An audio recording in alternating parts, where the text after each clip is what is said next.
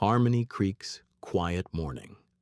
The sun, a buttery yellow disk, began its slow ascent over Harmony Creek, painting the clapboard houses and the freshly mown lawns in hues of soft gold. It was Memorial Day, and a gentle breeze, carrying the scent of honeysuckle and freshly brewed coffee, stirred the flags that already adorned every porch. The air, typically still at this hour, hummed with a quiet anticipation.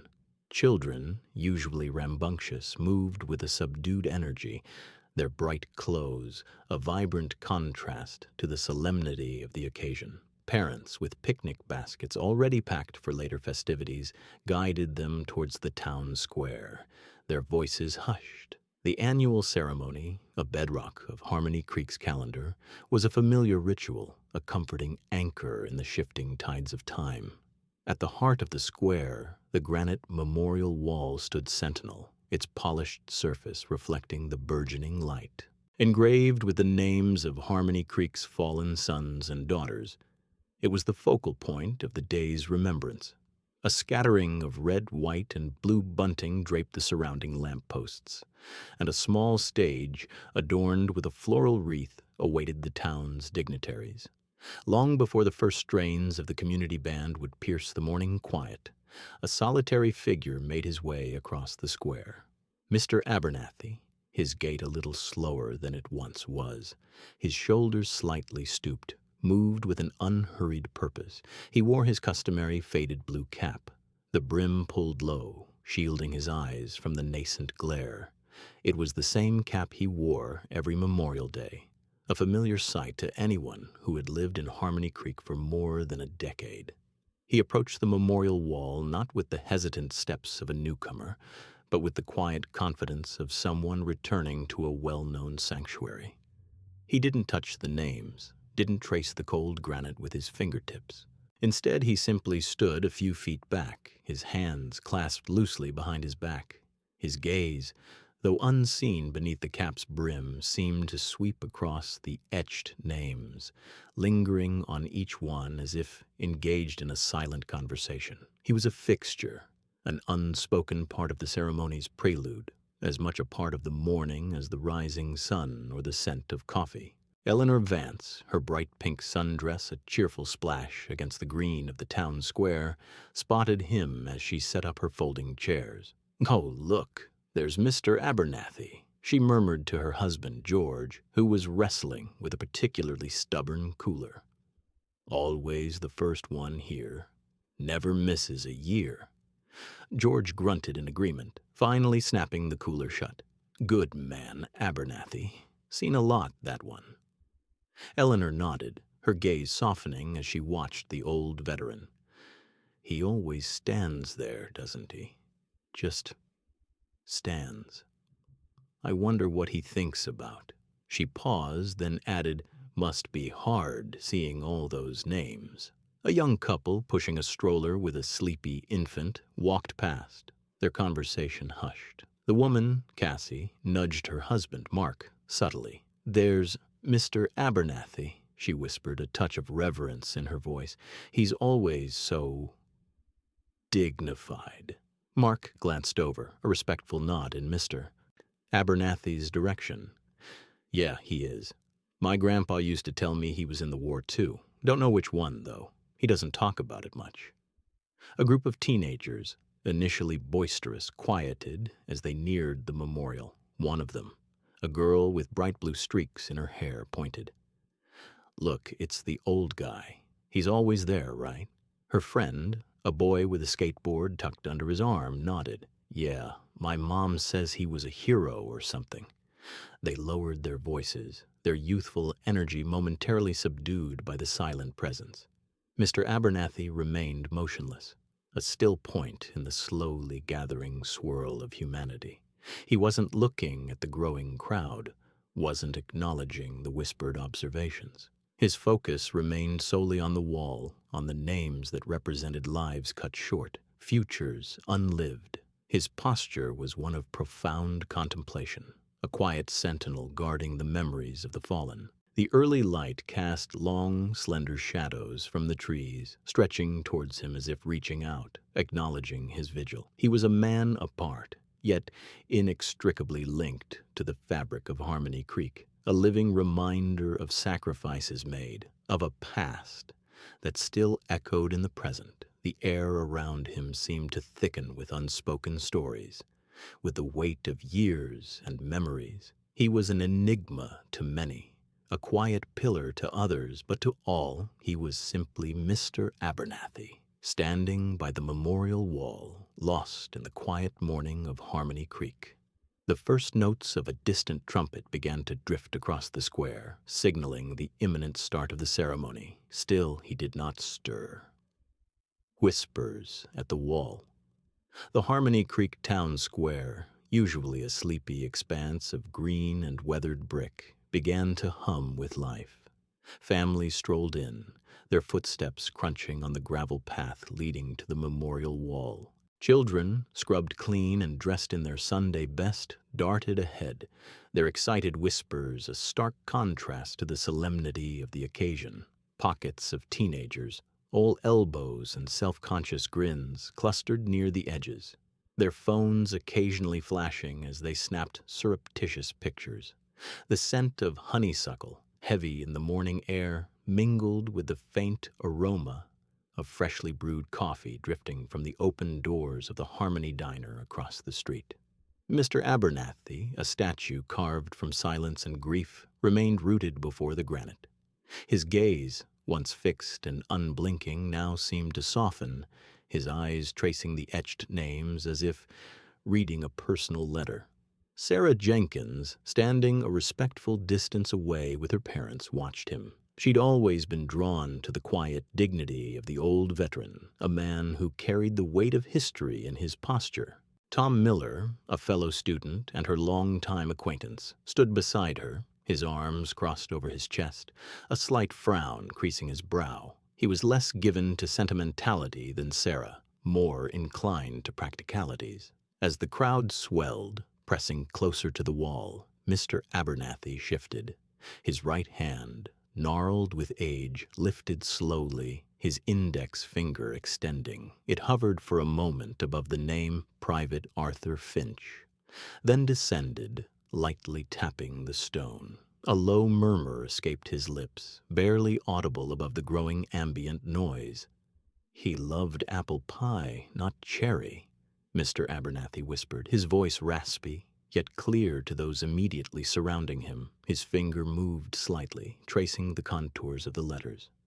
"And his dog was named Lucky, not Sparky. Sparky was old man Henderson's terrier, always chasing Mrs. Gable's chickens." Sarah's eyebrows furrowed slightly. She glanced at Tom, who had uncrossed his arms and was now looking at Mr. Abernathy with a mixture of curiosity and something akin to bewilderment. A few people nearby, a young couple with a toddler and an elderly woman with a wide-brimmed hat, overheard Mr. Abernathy's peculiar pronouncements. The young woman exchanged a confused glance with her husband, a soft giggle escaping her lips, quickly stifled by a hand to her mouth. The toddler, sensing the shift in adult attention, pointed a chubby finger at Mr. Abernathy and babbled incomprehensibly. Mr. Abernathy, seemingly oblivious to the reactions, continued his quiet corrections. His finger slid down to another name, Sergeant Elias Vance. Elias Vance, he mused, his voice carrying a touch more volume this time, was a terrible poker player, always bluffed and always lost his rations, but he could fix anything with a piece of wire and a prayer. He paused, then added, "And he hated the taste of liver, said it reminded him of shoe leather." This time the suppressed laughter was a little louder, a nervous ripple through the small cluster of people. The elderly woman in the hat clucked her tongue softly, shaking her head. "Poor old soul," she murmured loud enough for Sarah and Tom to hear. "He's lost his way a bit, hasn't he? Making up war stories." Sarah felt a prickle of discomfort. She didn't like the dismissive tone, the easy assumption that Mr. Abernathy was simply confused. There was something in his eyes, a glint of absolute certainty, that contradicted the idea of senility. Tom, ever the pragmatist, merely grunted, his gaze fixed on Mr. Abernathy. He wasn't laughing, but his skepticism was palpable. He nudged Sarah. He's always been a bit eccentric, hasn't he? Mr. Abernathy's finger now moved to Corporal Jeremy J.J. J.J. Co. Jones. J.J. he corrected softly, his voice imbued with a gentle fondness. Hated the nickname. Said it made him sound like a cartoon character. Preferred Jeremy, plain and simple, and he was a meticulous fella, always polishing his boots, even in the mud. The giggles, though still hushed, were now more frequent, punctuated by the occasional open snicker from a few younger onlookers who found the old man's antics amusing. Sarah, however, felt a growing sense of unease. It wasn't just the details themselves, but the specificity, the quiet conviction with which Mr. Abernathy spoke. These weren't vague ramblings. They were intimate, personal observations. She looked at Tom, a question in her eyes. He met her gaze, his expression unreadable, but the skepticism had a new, fainter layer of contemplation beneath it. The ceremony was minutes from beginning, and the air, once solely reverent, now carried the faint, unsettling undertone of suppressed amusement directed at the old veteran. Sheriff Brody's war stories. A burly hand clapped Tom on the shoulder, making him flinch. Sheriff Brody, a man whose uniform always seemed a size too small for his expansive frame, let out a booming laugh that cut through the respectful murmur of the gathering. His eyes, usually scanning for trouble, were now fixed on Mr. Abernathy, a glint of amusement dancing within them. "Well, well, if it isn't our resident historian," he bellowed, his voice carrying across the quiet square. "Still making up new war stories, eh, Abernathy?"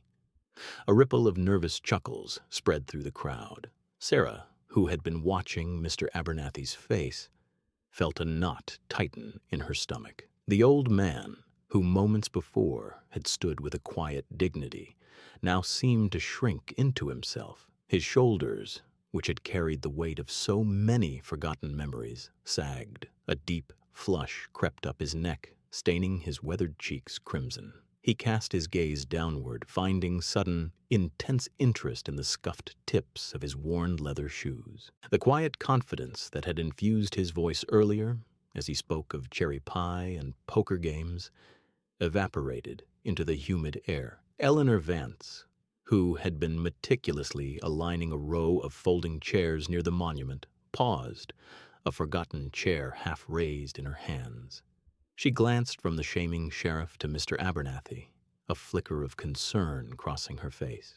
She knew Mr. Abernathy to be a solitary man, often found at the library, poring over old newspapers. This public spectacle felt unkind. Sheriff Brody, oblivious to the subtle shifts in the crowd's mood, sauntered closer to Mr. Abernathy, his heavy boots crunching on the gravel path. He clapped the old man heartily on the back, a gesture that was more jolt than comfort. "Come on, Arthur," Brody boomed, using a first name Sarah knew Abernathy disliked. "Tell us another tall tale about the good old days. Did you single-handedly win the war by scaring the enemy with your, well, with your stories?" He winked at a few onlookers who, feeling emboldened, offered up more laughter. It was a practiced performance, one that Sheriff Brody seemed to enjoy. Tom shifted uncomfortably. He hadn't been entirely convinced by Mr. Abernathy's earlier pronouncements, but the sheer conviction in the old man's voice had given him pause. Now, seeing the raw humiliation etched on Mr. Abernathy's face, Tom felt a prickle of unease. He respected hard work and honesty, and while he hadn't fully processed Mr. Abernathy's anecdotes, he also hadn't seen any dishonesty. The sheriff's public mockery felt dishonest. It dismissed a man without bothering to understand him. Sarah, her own cheeks warming with indignation, watched Mr. Abernathy. His hands, gnarled with age, clenched and unclenched at his sides. He said nothing, simply stood there, absorbing the public ridicule. The silence from him was more profound than any spoken protest. It was the silence of a man whose words had been deemed worthless, whose memories had been reduced to a joke. Sarah felt a surge of protectiveness, an urge to step forward to defend him. But what could she say? How could she argue against the collective amusement that had taken hold? The laughter, though subsiding, still hung in the air, a tangible weight pressing down on Mr. Abernathy. He looked small, shrunken, amidst the grandeur of the memorial wall and the indifferent blue sky above. The names carved into the cool stone, which he had spoken of with such intimate knowledge, now seemed to mock him, their silent testimony overshadowed by the sheriff's loud jests. He kept his eyes fixed on the ground as if searching for something lost in the pebbles and dust, perhaps a shred of the dignity that had been so cruelly stripped away. A prickle of annoyance. A prickle of annoyance began to stir within Sarah. She watched Sheriff Brody's broad back, the way his shoulders shook with suppressed laughter, and the way Mr. Abernathy seemed to deflate before her eyes. The old man, usually a quiet fixture in the library, now looked like a child caught in a lie. Sarah knew the names on the wall, not just from the ceremony, but from her own family. Her Uncle Thomas, whose cheerful, gap-toothed grin stared out from a yellowed photograph on her grandmother's mantelpiece, was one of them. The sheriff's dismissive tone, his casual cruelty, grated on her. It wasn't just Mr. Abernathy he was shaming. It felt in some small way like he was shaming them all, the memories of the men carved into stone. Tall tales, Mr. Abernathy, Brody scoffed, loud enough for those nearby to hear and chuckle along. Leave the war stories to the movies, eh? Mr. Abernathy, however, seemed oblivious to the sheriff's mockery, or perhaps he simply didn't care. His gaze remained fixed on the cool granite, his lips moving almost imperceptibly. No, that's not right, he murmured, his voice a reedy whisper that nonetheless carried a strange certainty. He shuffled a step closer to the wall, his gnarled finger tracing a name Sarah recognized as belonging to Private Miller. His favorite color was blue, not green, and he always carried a picture of his sister, not his brother. Sarah frowned. What an odd detail. Who would even know such a thing? The thought, fleeting and unbidden, of her Uncle Thomas's letters flashed through her mind. She remembered her grandmother years ago, poring over them, her eyes misted with a particular sadness. Sarah had been too young to understand the gravity then, but she recalled a faded snapshot tucked into one of the envelopes, not of her grandmother, but of a smiling young woman with braids. Her uncle's sister. A few more people had gathered, drawn by the sheriff's boisterous voice and the unfolding spectacle. They watched Mr. Abernathy with a mix of curiosity and thinly veiled amusement. Eleanor, standing beside Sarah, shifted uncomfortably. "He's really gone a bit off, hasn't he?" she whispered, her voice laced with pity. Sarah didn't respond. She was too busy observing Mr. Abernathy. The old man wasn't rambling incoherently. His statements, however peculiar, were specific, almost stubbornly so. He wasn't inventing grand narratives. He was correcting minutiae. It was like he was reading from an invisible script only he could see. "And Sergeant Davies," Mr. Abernathy continued, his voice gaining a touch of urgency, as if he were arguing with the stone itself. He hated coffee, drank tea, always tea, and his lucky charm wasn't a four-leaf clover. It was a tarnished silver coin. Brody threw his head back and laughed, a hearty, booming sound that made several pigeons flutter from the eaves of the nearby town hall. "Tea, Mr. Abernathy. A lucky coin. You spinning us a yarn for the ages, old-timer." The crowd joined in with polite, uneasy laughter, but Sarah felt her irritation sharpen into something more akin to indignation. It wasn't funny. It was cruel. And there was something in Mr. Abernathy's eyes, a distant, knowing look, that bothered her. It wasn't the vacant stare of a confused man. It was the gaze of someone remembering. Her thoughts drifted to her uncle's letters again. She'd never read them, not really. They were her grandmother's treasured connection to a past Sarah could only glimpse through photographs and hushed stories. But she remembered the specific kind of paper, thin and brittle, and the way her grandmother had always kept them in a small wooden box. There were details in those letters she knew, small observations, personal touches.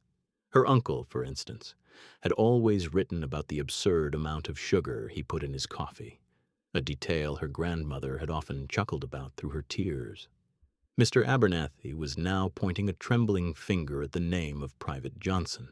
He had a scar, the old man insisted, his voice rising, right above his left eyebrow, from falling out of a tree when he was a boy. Not a birthmark, a scar. The sheriff clapped Mr. Abernathy on the shoulder, a gesture that was meant to be jovial but held a hint of condescension. All right, Mr. Abernathy. Let's not rewrite history, eh? These men were heroes, pure and simple. No need for all these embellishments. But Sarah couldn't shake the prickle of discomfort. Embellishments, or forgotten truths. The image of her uncle's letters tucked away in that wooden box grew clearer in her mind. A faint memory stirred, a whispered detail about a particular friend of her uncle's, a man who always wore a slightly too big cap, even indoors. A tiny, almost insignificant detail, yet powerfully specific. The sheriff's dismissal of Mr. Abernathy felt less like good-natured teasing and more like a deliberate erasure, an erasure of individual lives, of specific memories, of the very human details that made these names on a wall more than just names. And for Sarah, whose own connection to that wall ran deep, that felt profoundly wrong. The seed of doubt. The blue ribbon, a startling splash of color against the stark backdrop of her thoughts, materialized with vivid clarity in Sarah's mind. Not the solemn gleam of a military decoration, but the simple, almost whimsical length of silk her Uncle Thomas had once affectionately described. He'd won it, he'd written, at a county fair long ago for a champion pumpkin, a memory he'd shared with a self-deprecating chuckle, and called his proudest pre-war achievement, a small, tangible piece of home he'd kept in his wallet.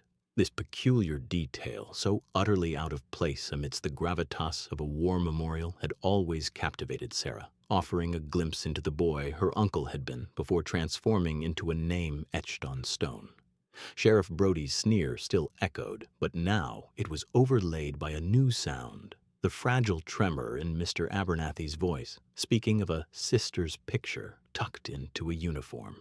The detail landed like a pebble in a quiet pool, its ripples transforming Sarah's initial annoyance into a prickle of unease.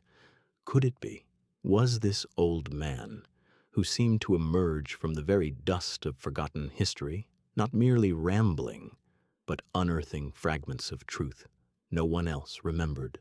A strange, almost magnetic urge drew her hand to her purse, her fingers fumbling for her phone. The cool, sleek metal rested in her palm. Intellectually, she knew it was absurd. How could Mr. Abernathy possibly know about such an intimate detail, a sister's picture?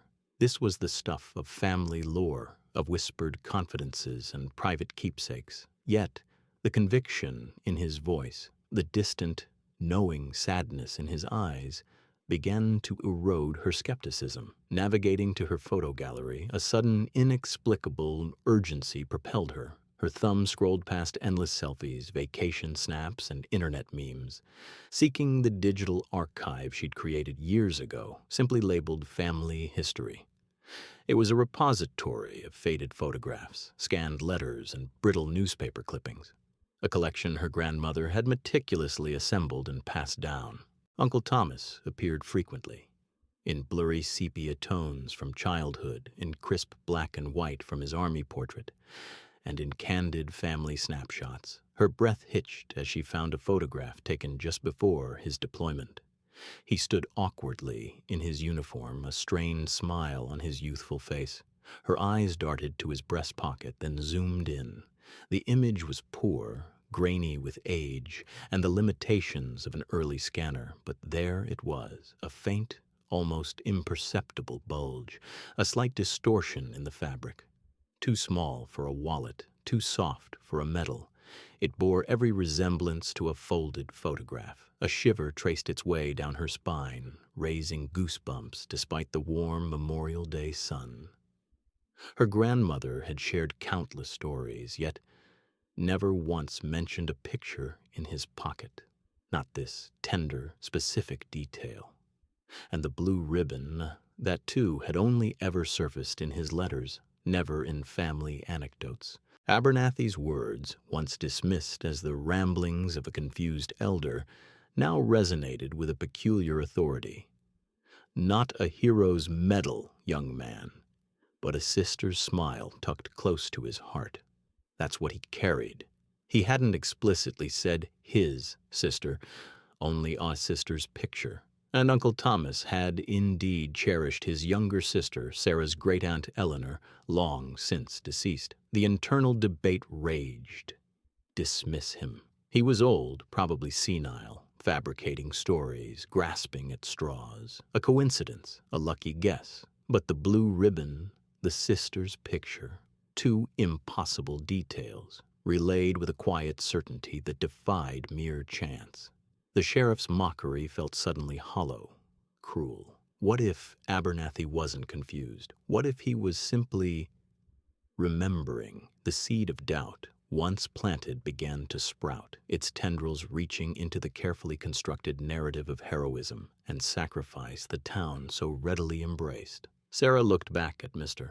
Abernathy, standing silently by the wall now, a solitary figure against the backdrop of fluttering flags. He wasn't looking at the names. He was looking through them, into a past only he seemed to inhabit. And for the first time, Sarah wondered what other forgotten truths he held. A glimmer of proof. Her family history, archived digitally, was a tangled maze of ancient folders and haphazardly labeled scans, a monument to her mother's inconsistent organizational efforts. Yet Sarah, when genuinely curious, possessed an unwavering resolve to excavate. The indelible image of Abernathy's weathered face, his eyes brimming with untold knowledge, fueled her quest. She sifted through years of festive holidays and summer escapes, past blurry infant snapshots and awkward teenage portraits, until a plain folder titled Thomas materialized. Within, a cluster of faded photographs blossomed on her display. There he was, Uncle Thomas, appearing younger than the sepia-toned recollections she typically encountered. He stood rigidly in his pristine uniform, the fabric still dark with fresh dye, untouched by the grit of a distant land. His smile, a hesitant shadow, hinted at the carefree grins from his pre-war days. It was a formal pre-deployment portrait, and in his left hand, he clutched something tiny, almost indiscernible. Her heart gave a little lurch. This was it. With a slow, deliberate mouse movement, she zoomed in, pixels blurred, then resolved, revealing the uniform's subtle details, the sharp creases, the faint gleam of polished buttons. And there, held carefully, almost protectively in his gloved hand, was a small, rectangular photograph.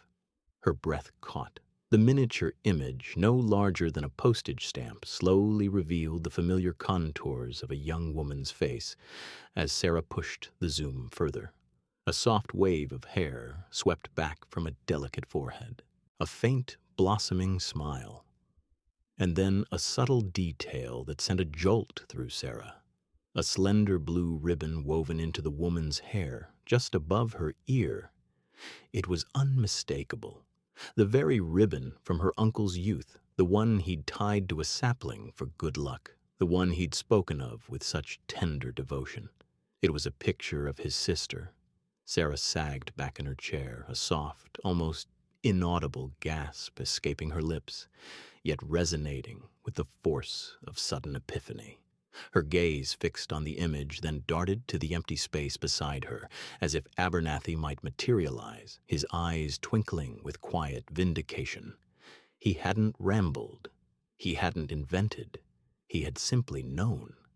The world, which had felt so concrete moments before, now wavered.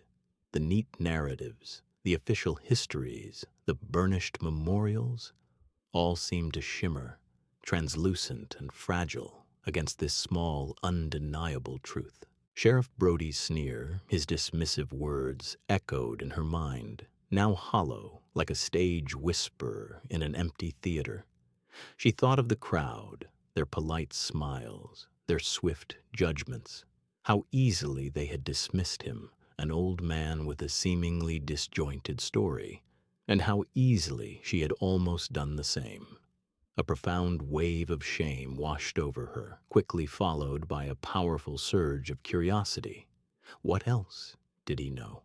What other hidden threads linked these fallen soldiers to the raw, intricate tapestry of their lives before the war? Her eyes, wide and suddenly alight with a new intensity, returned to the screen, to the faded image of her uncle cradling his sister's photograph. It wasn't merely a picture anymore. It was a key, a whisper from the past, and Mr. Abernathy, the forgotten veteran, was the keeper of its secrets.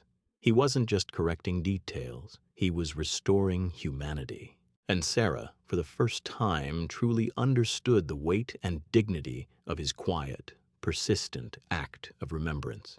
She felt an urgent need to find him, to listen, to understand what else he had to impart. The Memorial Day ceremony, with its speeches and solemn wreaths, suddenly seemed far too small to contain the vastness of the truths he carried. Her fingers hovered over her phone, a plan already taking shape. She needed to return to the square. She needed to find Mr. Abernathy. The pounding heart, the blue ribbon, a mere whisper of silk in her uncle's calloused hand, had become a lightning rod in Sarah's mind. It had illuminated the chasm between the polished plaques and the pulsating, intricate lives they commemorated. Now, a renewed urgency propelled her, a frantic energy that thrummed beneath her skin. The digital archives, once a tedious chore, transformed into a hunting ground. She typed with a newfound ferocity, her fingers flying across the keyboard, the clicks echoing in the quiet of her room like rapid-fire drumbeats. Abernathy's voice, raspy yet clear, replayed in her memory. He had spoken of Private Miller, not just his name or his date of passing, but of a small, almost insignificant detail. He lived on Elmwood Street, near the old sycamore that split in a storm of '38. The sycamore detail had been too specific, too mundane for the official narrative. It was the kind of detail only someone deeply familiar with Miller's life or his hometown would know. Sarah searched for Private Miller. His official record was sparse: a name, a rank, a date, a town. Harmony, Ohio.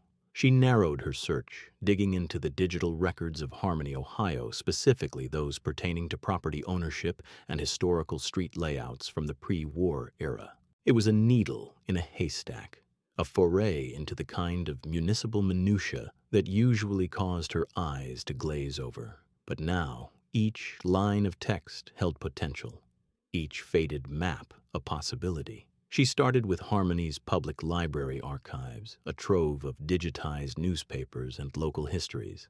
Hours bled into one another. Her back ached, her eyes burned, but the image of that blue ribbon, a testament to Abernathy's impossible knowledge, fueled her persistence. She scrolled through scanned pages of a 1942 Harmony census record, a blurry handwritten ledger. Her gaze snagged on a column of addresses. Most were unfamiliar, a jumble of numbers and names. Then her breath hitched. Elmwood Street. And under the heading Resident Name, 3 lines down from another Miller entry, was Private Thomas Miller. The same first name, the same initial, the same surname. It was a common name, she cautioned herself, trying to temper the rising tide of excitement. But the street name, that specific, seemingly arbitrary street name. She cross-referenced the census with a digitized plat map from 1939, a faded blueprint of Harmony's residential areas. Her finger traced the lines on the screen.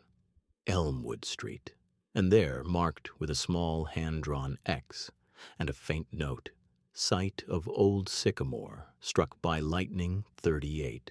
The note was almost entirely obscured by a crease in the original map, easily missed by a casual observer. Her heart began to pound, a deep, resonant rhythm against her ribs.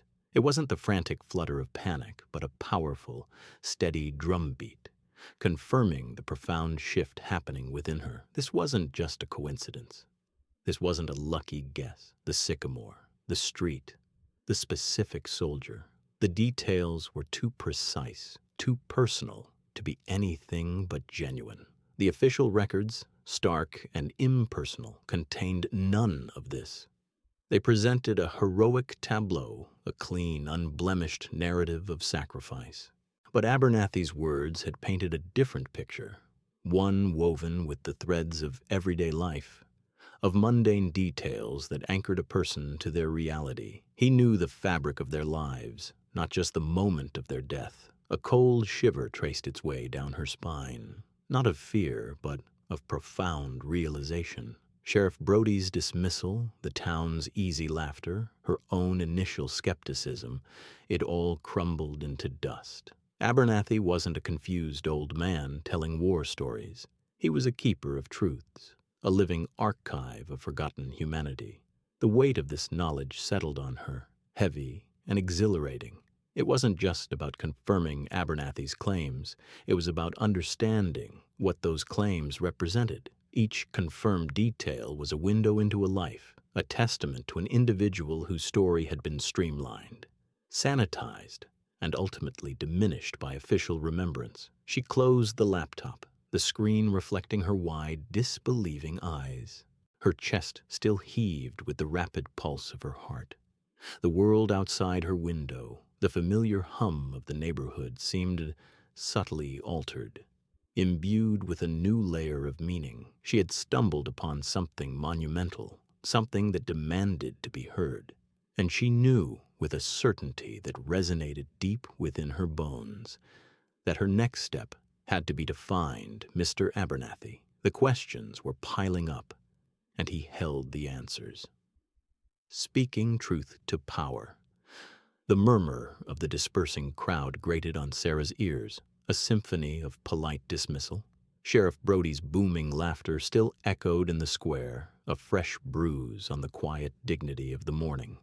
Mr. Abernathy, now seated on a nearby bench, looked smaller than usual, his gaze fixed on the wilting peonies at the base of the memorial. A knot tightened in Sarah's stomach, a sudden, fierce protectiveness blooming where only curiosity had been before. The digital imprint of Private Miller's Elmwood address, the precise year the sycamore split, they burned in her mind.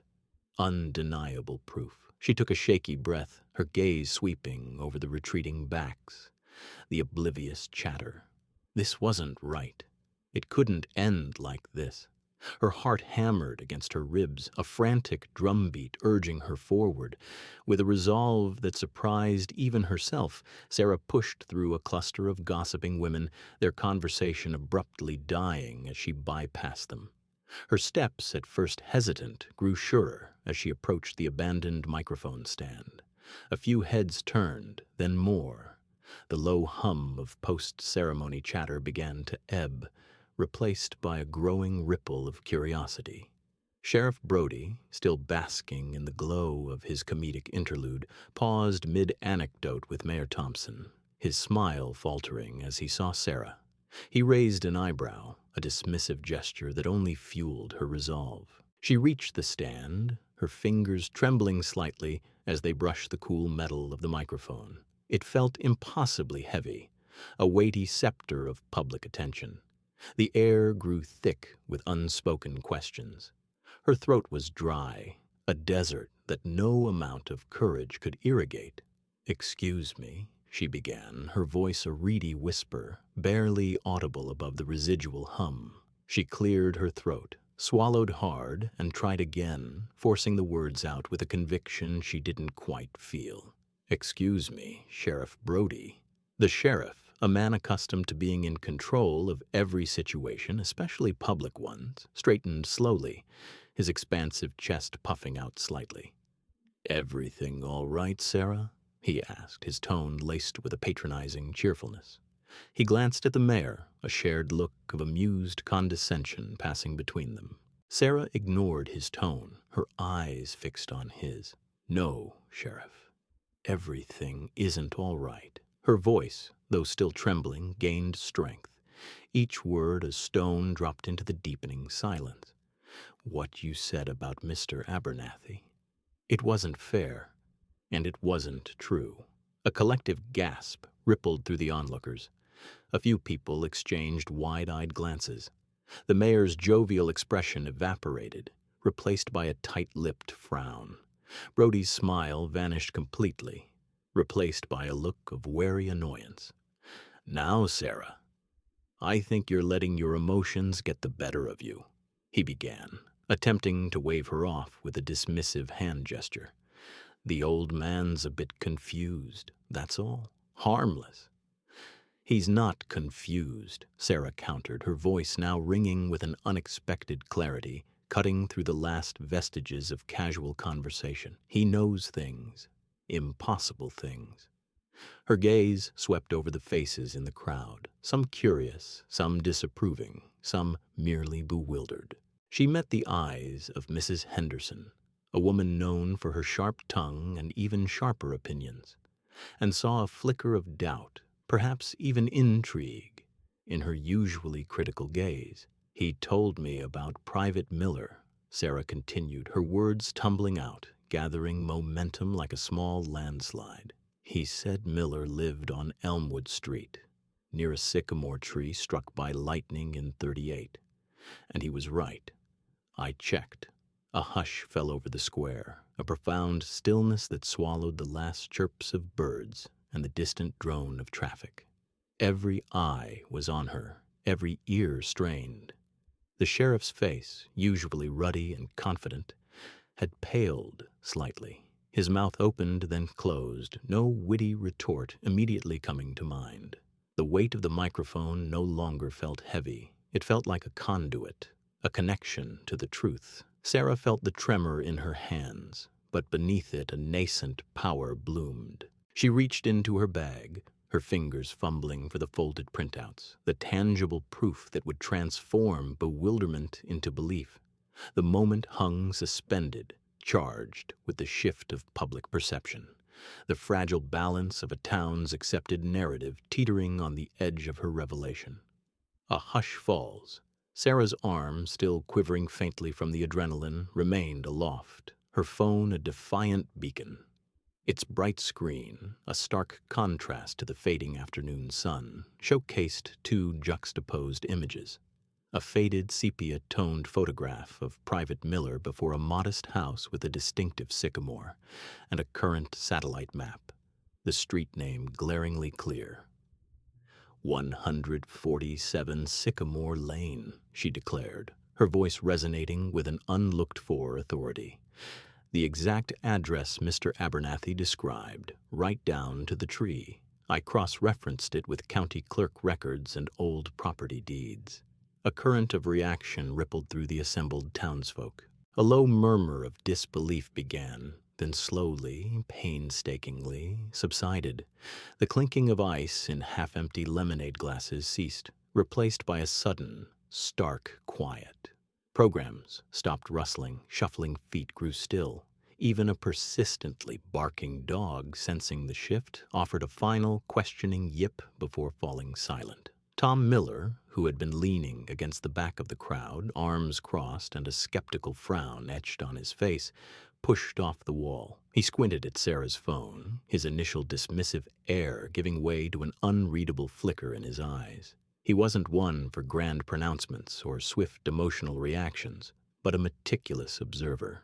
He watched Sarah, then the sheriff. Then the phone again, his mind visibly sifting through the implications. His expression, usually so placid, now held a subtle tension, a nascent curiosity that hadn't been present moments before. Eleanor Vance paused mid-arrangement of homemade pies on a nearby table, her hands hovering over a lattice-topped apple pie. She'd been listening with half an ear, accustomed to the ceremony's familiar rhythm and the equally familiar dismissiveness towards Mr. Abernathy. Now, however, the sudden profound hush drew her full attention. She looked at Sarah, then the sheriff, a crease forming between her brows. This wasn't polite inattention. This was something entirely different, a collective holding of breath. The town, for perhaps the first time in memory, was utterly still. Sheriff Brody, meanwhile, stood paralyzed at the microphone, his earlier bravado melting like snow in a heat wave. His face, previously flushed with indignation, now took on a distinctly pale hue. His mouth, once set in a condescending smirk, was slightly agape, the words he'd been about to utter dying on his lips. He glanced at the phone, then at Sarah, then back at the bewildered faces in the crowd. The casual contempt in his eyes transformed into something akin to bewilderment, then a dawning, uncomfortable realization. His fingers, which had gripped the microphone stand so confidently, now twitched, a nervous energy betraying his carefully constructed composure. He tried to speak, but only a dry, raspy sound emerged. The air crackled with the unspoken question. How could an old man, dismissed as confused, have known such a precise, personal detail about a soldier who had died decades ago? The hush that had fallen was not merely a lack of noise, it was a palpable presence, heavy and suffocating. It was the sound of a community collectively reevaluating, of assumptions crumbling, of a familiar narrative utterly shattered. Sarah, sensing the shift, lowered her phone slightly but kept her gaze fixed on Sheriff Brody, silently challenging him to offer another dismissive remark. He couldn't. He just stood there, a solitary figure under the unforgiving gaze of a suddenly silent town, his authority visibly eroding with each passing second of profound, agonizing quiet. The afternoon sun, which had felt so warm and inviting moments before, now seemed to cast long, accusatory shadows across the square. Whispers turned to gasps. The satellite image of 147 Sycamore Lane, undeniably depicting the Miller family home as it stood today, cast a long shadow over the Memorial Day ceremony. Sheriff Brody, his face a roadmap of disbelief, had retreated a few paces, his previous bluster shriveling into a quiet, stunned silence. The crowd, moments ago, a unified chorus of amused dismissal, now hummed with a different kind of energy, a curious, unsettling vibration that hinted at a deeper, unacknowledged truth. Tom Miller, though still stoic, had taken a step closer to Sarah's tablet, his eyes scanning the digital proof of his ancestral home. A subtle shift in his posture, a slight softening around his jaw, spoke volumes. He hadn't uttered a word, but his gaze, fixed on the screen, held a nascent curiosity that hadn't been there before. Eleanor Vance, meanwhile, had pressed a hand to her chest, her earlier detached observance replaced by an intense, almost frantic focus. Her brow was furrowed, her eyes darting between Sarah, the image, and the quiet figure of Mr. Abernathy, who remained unperturbed, a silent anchor in the swirling uncertainty. A low murmur started to ripple through the assembly. It wasn't the scoffing laughter from before, nor the polite, strained silence. This was a different sound, a blend of wonder and burgeoning suspicion.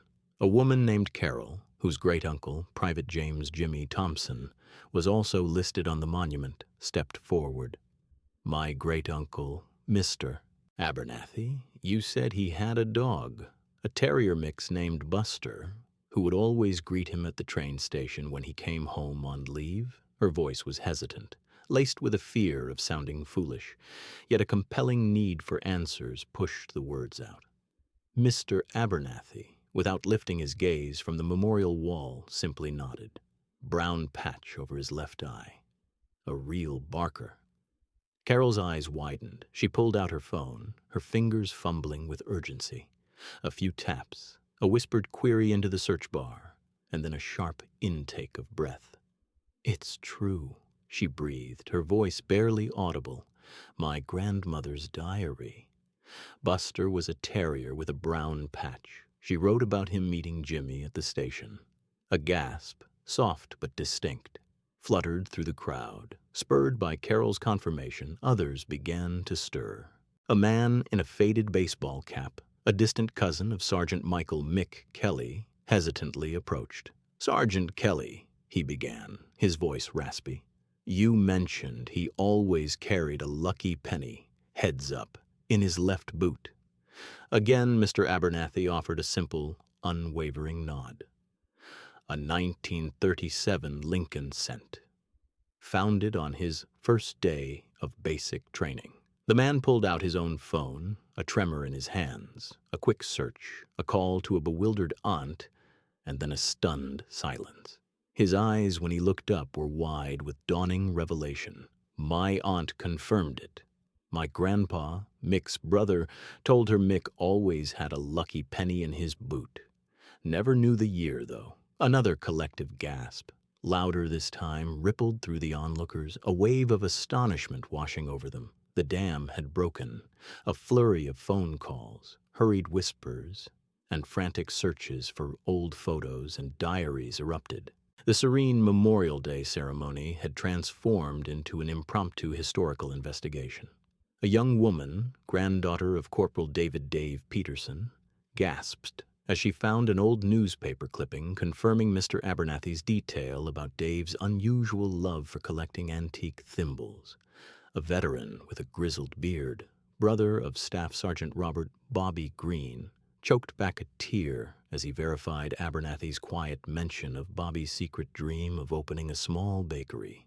Each confirmation was met with a chorus of increasing gasps and amazed whispers. The sound grew, a rising tide of disbelief and revelation. The air thrummed with the weight of forgotten truths being unearthed, one quiet detail at a time. The town, accustomed to its polished, generalized narrative of heroism, was now confronted with the raw, intimate tapestry of individual lives. The murmurs became a sustained hum, a low thrum of collective wonder that vibrated through the very ground beneath their feet. The idealized facade of their history was cracking, revealing the vibrant human stories beneath. The last survivor's confession. The town square, moments ago a hive of hushed disbelief, now throbbed with a palpable tension. Mr. Abernathy, who had seemed on the verge of crumbling, stood remarkably erect, his gaze unblinking as it swept over the stunned faces. The tremor in his hands had vanished, replaced by a deep-seated calm that seemed to emanate from his very core. Sarah, observing from the periphery of the suddenly hushed throng, felt a prickle of unease trace down her spine. The metamorphosis was absolute. The man before them bore no resemblance to the confused elder, but instead radiated immense dignity and resolve. He drew a slow, deliberate breath, his eyes traversing the monument, pausing on the chiseled names. "You question how I know," he began, his voice previously reedy, now a clear, resonant timbre that cut effortlessly through the stillness. "You wonder about Buster, a lucky penny, a childhood home, glimpsed only in a faded satellite image." A shiver ran through the crowd as he articulated the very details that had just shattered their complacency. Even Sheriff Brody, his face a canvas of bewildered shame, instinctively leaned forward. "These weren't merely names to me," Abernathy continued, his eyes returning to meet theirs. "They were living, breathing men. Men I sought. Men I brought home." The words hung in the air, heavy with unspoken weight. A collective, almost inaudible gasp rippled through the onlookers. Sarah's throat tightened. This was far more than a historical correction. It was a confession, a revelation promising to reshape their understanding of this day, of these fallen, and of the unassuming veteran who stood before them. There was a mission, Abernathy explained, his voice acquiring a quiet intensity that commanded absolute attention. A covert operation, unsanctioned, unacknowledged, a rescue team. Our directive was to find those lost behind enemy lines, those deemed unrecoverable, to retrieve them, whatever the cost, whatever their state. He paused, allowing the gravity of his disclosure to sink in. The sheer audacity of a forgotten, clandestine operation, unveiled with such casualness, was breathtaking. He resumed, his voice now a powerful current, drawing them back through time. Private Thompson. He spoke incessantly of Buster, his dog.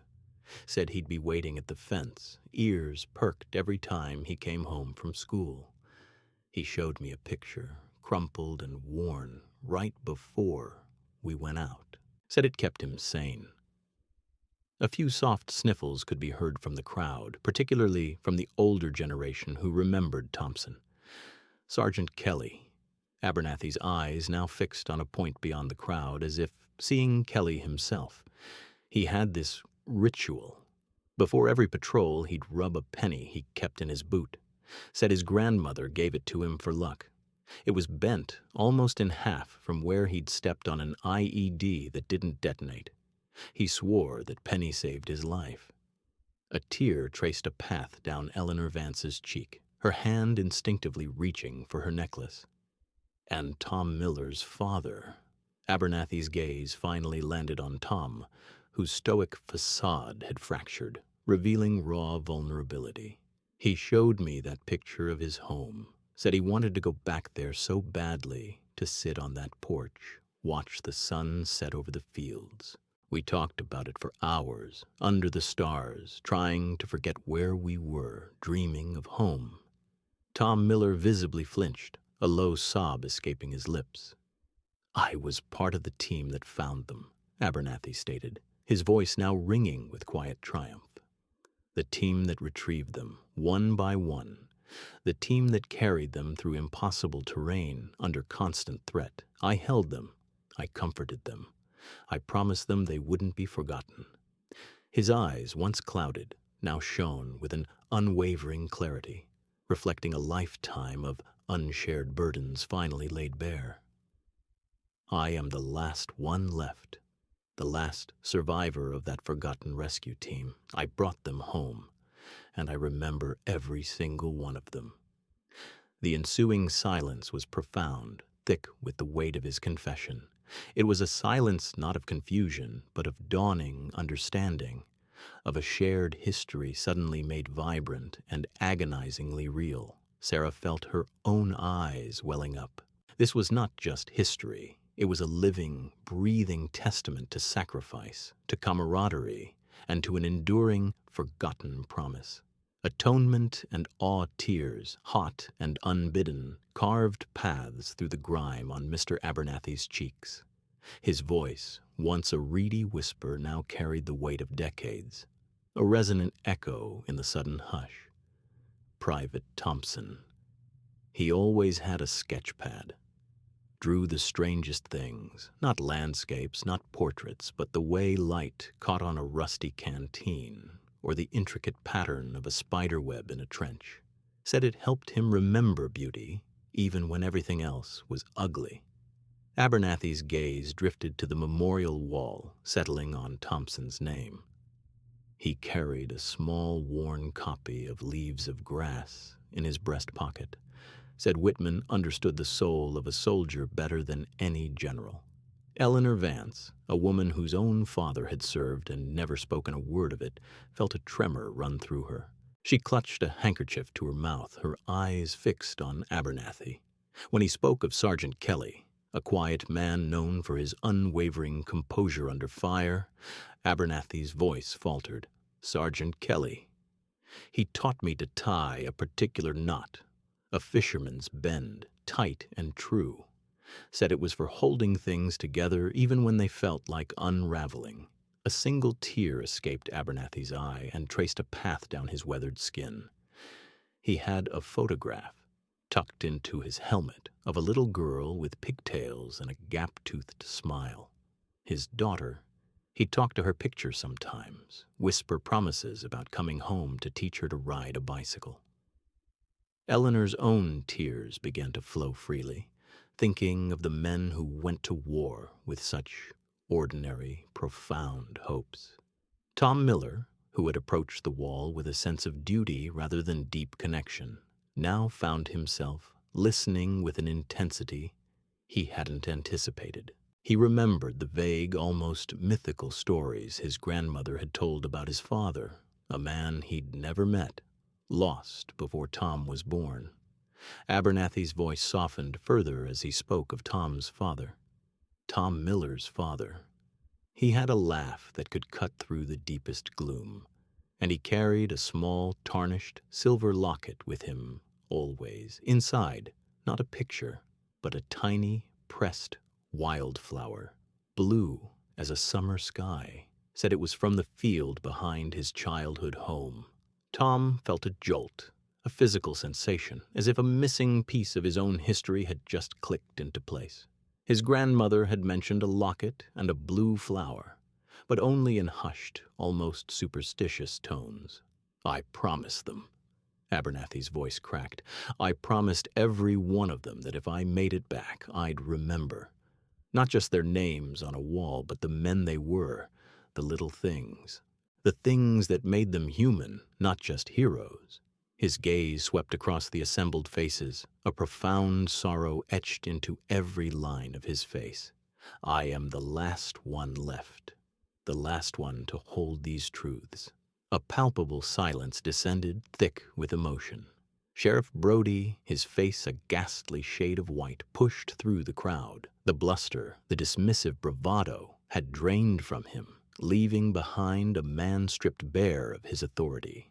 He walked slowly, each step heavy with the weight of his earlier arrogance, until he stood before Mr. Abernathy. The sheriff's hand, usually firm and decisive, trembled slightly as he reached out. "Mr. Abernathy." Brody's voice was rough, barely above a whisper. I was wrong, terribly, unforgivably wrong." He gripped Abernathy's hand, a handshake that was more an act of supplication than greeting. "I am so profoundly sorry. For my words, for my disrespect, for everything." His eyes, usually sharp and judging, were now clouded with a raw, unvarnished remorse. Sarah, watching from the edge of the crowd, felt a wave of relief wash over her. The tension that had coiled in her stomach since the beginning of the ceremony finally began to ease. She saw the shift in the townspeople's faces, a transformation from skeptical amusement to a deep, almost reverent awe. Heads nodded, some openly weeping, others simply absorbing the gravity of Abernathy's words. The Memorial Day ceremony, once a rote recitation of names and dates, had been utterly transformed. It was no longer a remembrance of anonymous heroes, but a communion with individual souls, brought to life by the fragile memory of one man. A shared understanding, a collective gasp of realization rippled through the gathered townsfolk. The air was thick, not with judgment, but with an unexpected, poignant empathy. Harmony Creek remembers. The collective gasp that rippled through Harmony Creek on that Memorial Day wasn't merely one of surprise, but of a profound, communal awakening. The air, thick moments before, with the scent of freshly cut grass and simmering indignation, now hummed with a different energy, one of reverent silence, then a burgeoning appreciation. Mr. Abernathy, once the quirky, slightly inconvenient fixture of their annual remembrance, was transformed in their eyes. He was no longer just an old man with a cane and a persistent, sometimes irritating sense of historical accuracy. He was a keeper of souls, a voice for the voiceless, a living bridge to their forgotten past. Sarah Jenkins, perched on the edge of a folding chair, felt a wave of relief wash over her. The tension that had knotted her stomach since Sheriff Brody's first dismissive remark finally unraveled.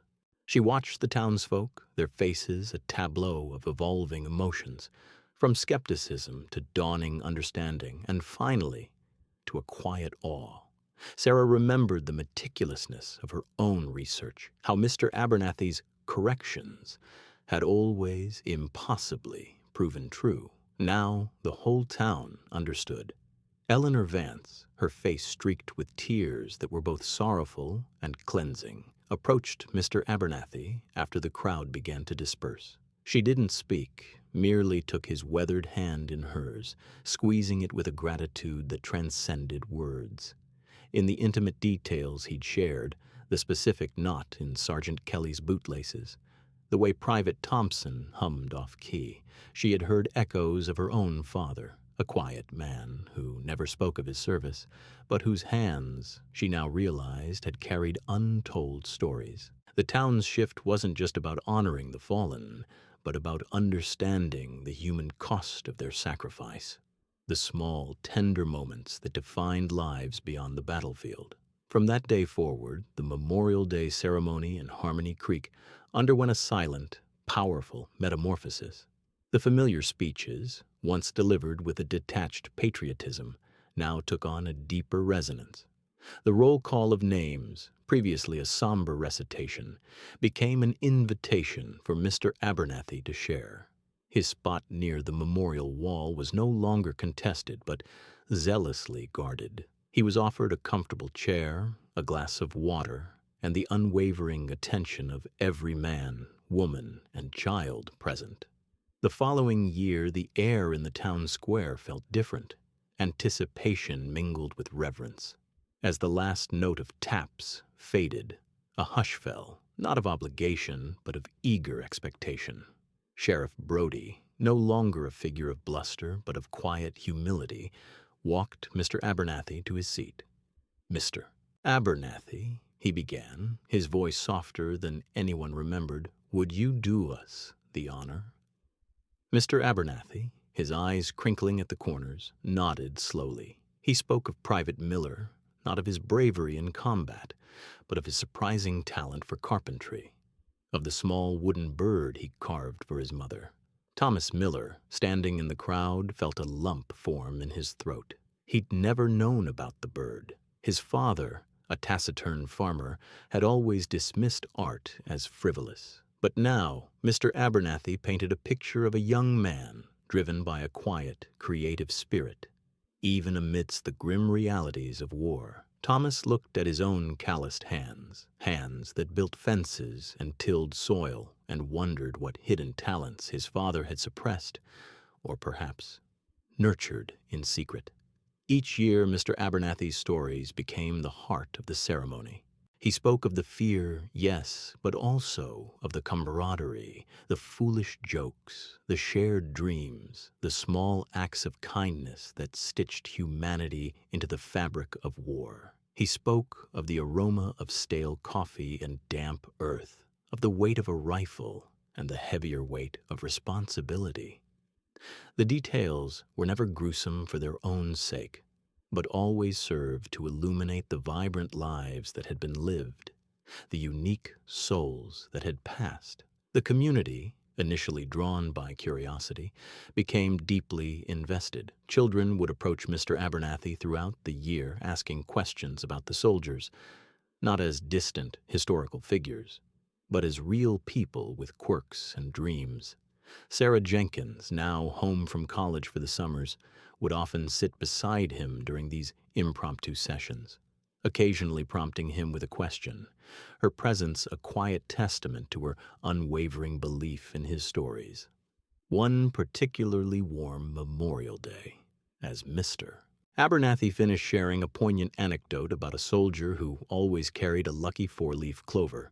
The entire square rose to its feet. It wasn't a spontaneous outburst of applause, but a slow, deliberate standing ovation, a collective acknowledgement of a debt finally paid. Mr. Abernathy, looking out at the faces, saw not just respect, but a profound understanding in their eyes. He saw the parents who now held their children a little tighter, the veterans who stood a little straighter, and the young people whose perception of history had been forever broadened.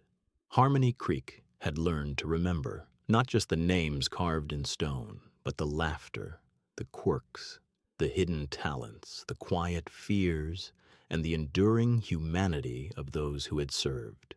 Mr. Abernathy, the last survivor, had brought them home, not just from the battlefield, but from the anonymity of history, and in doing so, he had become Harmony Creek's truest, most beloved hero.